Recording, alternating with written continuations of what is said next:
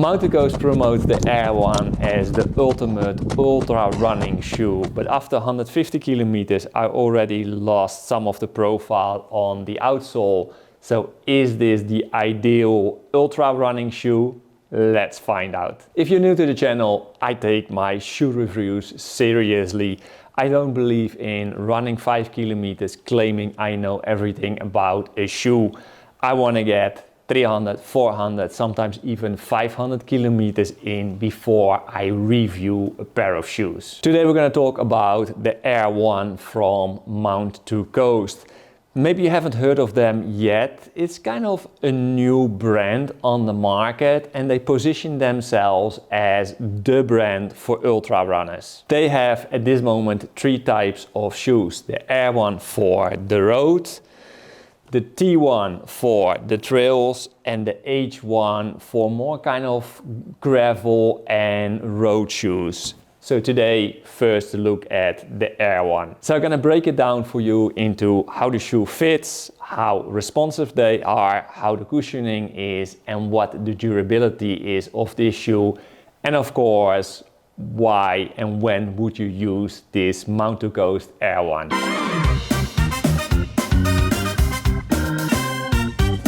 Let's start with the fit, because that's one of the most important things of a shoe. If you like wide shoes, if you like a roomy toe box like I do, because I have wide feet, the Mount to Coast might be a shoe for you. The toe box is super wide, so your pinky toe isn't crushed underneath your other toes. Part of the reason that the toe box is so nice and comfortable is the duo lacing system. I have to say I was a little bit skeptic at the beginning when I saw it, but now using it I noticed that I like to lace up my shoe a little bit tight around my midfoot. That gives me stability while leaving the toe box spacious, especially on your long runs, on hot days when your feet are swelling up.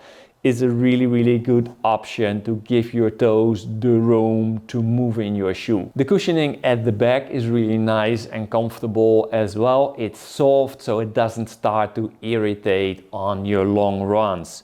So for the fit around your foot, it's nice and snuggly. As for the size, this is a 48. I also run in the Brooks in 48. My Topo Athletics are 48, so although it's a Chinese brand, I would say it's true to size. Then the cushioning. As you can see, it's a pretty thick sole.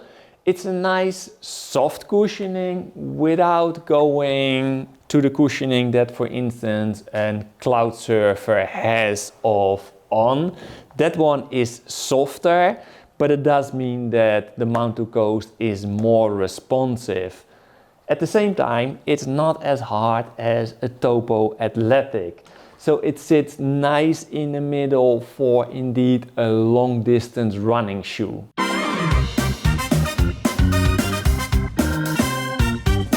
Which actually brings us to the responsiveness. Because the cushioning is not that soft, the shoe will propel you forward. Again, not as hard as a Topo Spectre will do it, but then this shoe I wouldn't run an ultra in, while the Mount to Coast I would be happy to run an ultra.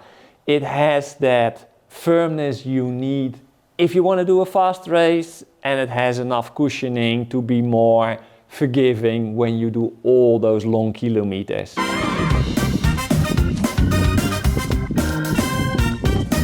Now we're gonna go into durability, and that's where I'm a little bit disappointed in this shoe. As I said, I started losing the profile on the outsole after already 150 kilometers. Now I'm almost on 400 and the back of my shoe is totally gone. I reached out to Mount to Coast. They say this is the wear and tear they expect from their shoe. They pointed out that if you look very close up at the outsole, you can see that the outsole still has about 2 millimeters on it. But then again, it's 2 millimeters without a profile. And if you run a race and it's raining, you need this profile to have some traction on the road. I know I'm a heel striker, so it's a general pattern you see happening on all my shoes, at the back on the outside and normally on the front on the inside. But still, for a brand that presents itself as an ultra running brand, I would have expected a little bit more. I mean, 150 kilometers, that's a 100 miler. So that means that you only have profile for one race. To be fair, that's disappointing. It's something they have to work on, something they have to improve. I'm curious how it's gonna be when I test their H1 and how it's gonna be when I test their T1, their trail race, although that one has a Vibram sole. So let's see, but work to do for Mount to Coast. So for who is this shoe? I run a half marathon in Antwerp and I got a personal best on this shoe. So it definitely has enough responsiveness to be fast. It has enough cushioning to be nice. So for all your long runs, it would work pretty good.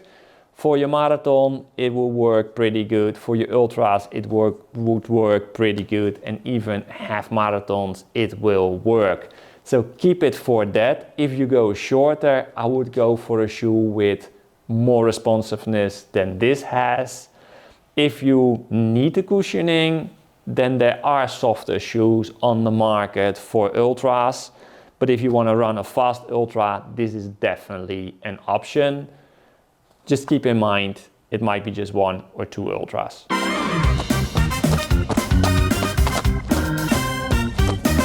Final verdict. I like this shoe. I like a spacious toe box. That's definitely what this shoe is giving. I think the duo lacing system is really, really smart for people who want to have room to make their toes move in the shoe. I think it's nice for my long runs. I would definitely run a marathon in it. It's just, I'm very, very big on durability. We have to save the planet, so we can't lose the grip already after 150k. Mount to Coast has to work on that. If they do it, if they get more kilometers out of the outsole, then it will be definitely one I would get back to. For now, I'm gonna wait for an upgrade.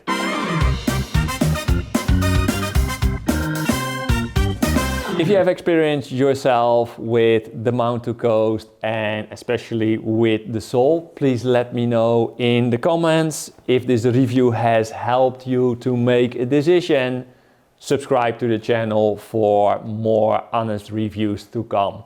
As always, keep on running. Thank you! Let's go! Go, go, go!